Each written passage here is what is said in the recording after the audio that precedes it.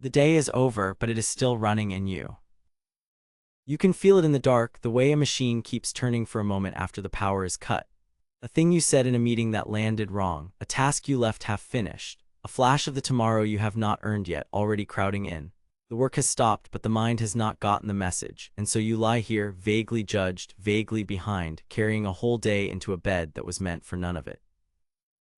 Tonight you settle it, not by pretending the day was perfect, by looking at it honestly once on purpose and then setting it down so it stops running in the dark. 2,000 years ago, a Roman named Seneca described a habit he kept every single night, and it is still one of the cleanest things ever said about ending a day.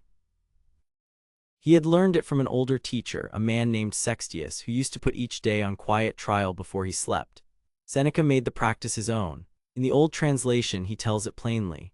When the light has been taken away and my wife has fallen silent, aware now of this habit of mine, I examine my entire day and retrace what I have done and said. I hide nothing from myself. I pass over nothing.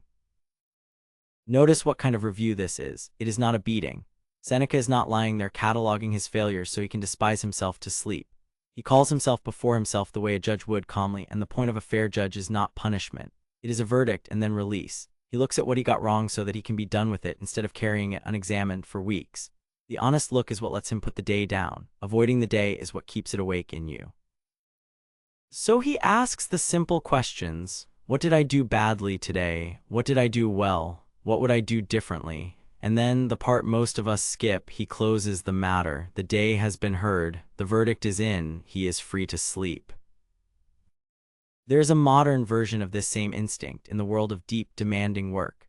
The teachers of focus talk about a shutdown ritual, a deliberate end to the working day where you review what is still open, decide it can wait, and say in so many words the workday is complete. They found what Seneca found. A mind does not stop on its own. It stops when you tell it clearly that the reviewing is finished and there is nothing left to solve tonight. This is older than productivity and deeper than it. The philosophers called this kind of nightly practice an exercise, the way an athlete trains a movement, because the soul, like the body, is shaped by what it repeats.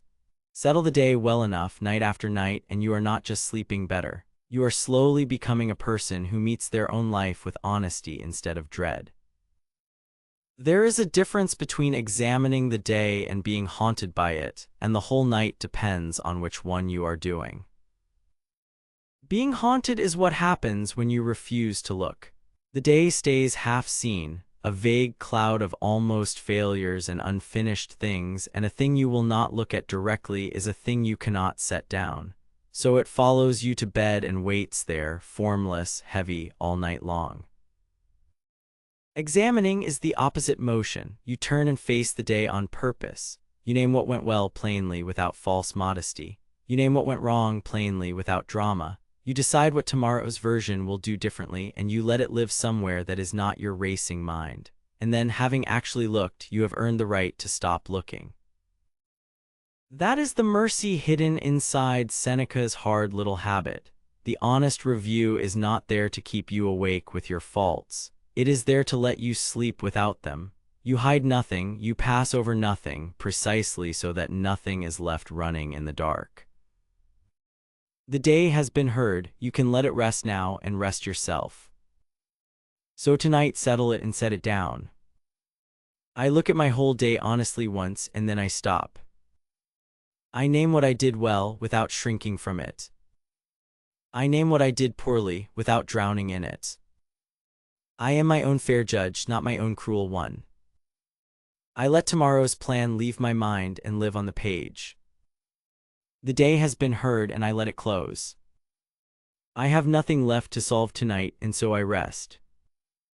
The day is reviewed and the verdict is gentle and the work is genuinely done now.